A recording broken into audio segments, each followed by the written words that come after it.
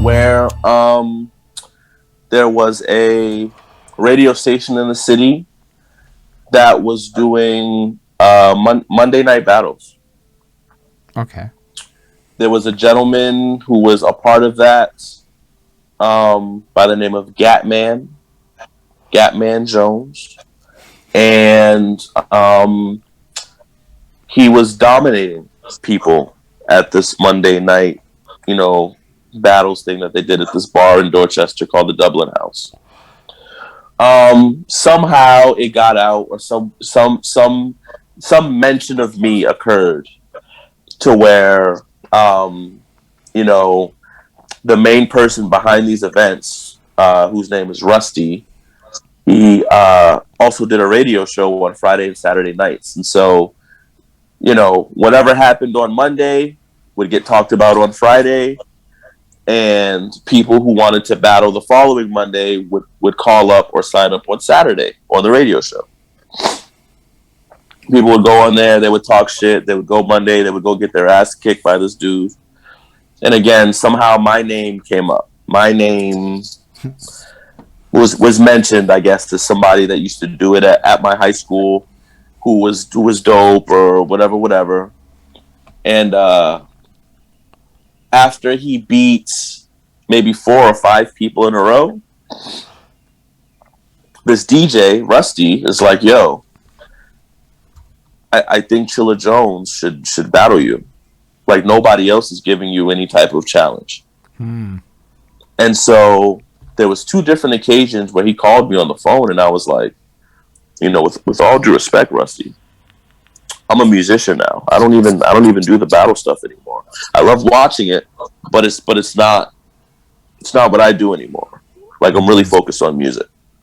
And the next Monday he beat somebody else, and then the next week on the radio it's the same thing. Nobody can beat this guy.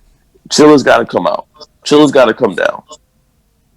Nobody else in the city is going to be able to do it. And he would call me again. I'm all set. I don't want to do this. You guys keep calling me. I'm really not interested. I don't want to do it. Beat somebody else that Monday. Go back on the radio Friday. Call me out again. The third time I got on the radio and I said, you know what? If it's going to stop you guys from calling me every damn week, I'll be there on Monday. I went up there Monday. I whooped his ass. And from there, it was like people just wanted to see me battle again. This was around the time I had started the battle league that we spoke about earlier, called Shark Tank Battlegrounds. And at this point, I had started throwing battles of my own. So I kind of took the clout and the credibility that I got from beating this kid and started my own battle league, was throwing battle events. I was having people such as Poison Pen and Stericana and, people from New York that had seen that very first battle and had seen another battle that I had done in Shark Tank in my own league. And were coming out and they were supporting what I was doing and things like that, which was really dope. And that's how I shifted more from music to battle rap.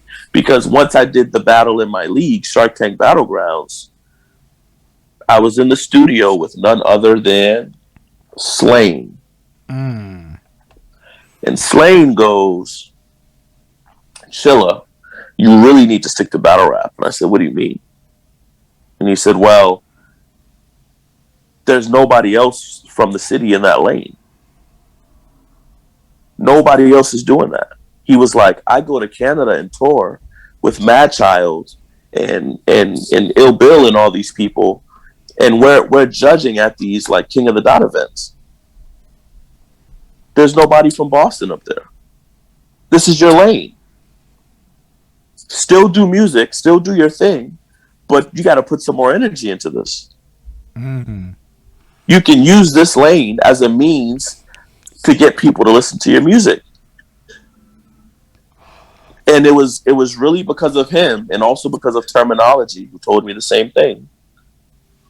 They're the reason that I took a step back from music and decided to pursue battle rap with a little more effort. Okay. That's really what made me shift gears. That was that. Those were So, so, great. Those were great recommendations right there that they gave. Like for real. Facts. so if I understand Facts. correctly, Slane's words of wisdoms was, "Yo, check it. Canada ain't got a guy from Boston yet." There's nobody from Boston in this league called King of the Dot. Wow, Keep that's so keep going. dope. And yeah, and in 2011, off of Slane's recommendation, King of the Dot had put me on World Domination, which is one of their biggest events at the time. And I was battling. I was supposed to battle a dude named Catch P from Detroit, Okay.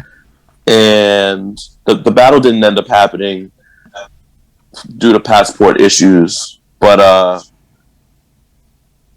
literally off of one battle and Slane's recommendation, he got me a battle on that league, and that was part of his attempt to try and solidify me in this battle rap lane because he felt like that was the best thing for the city.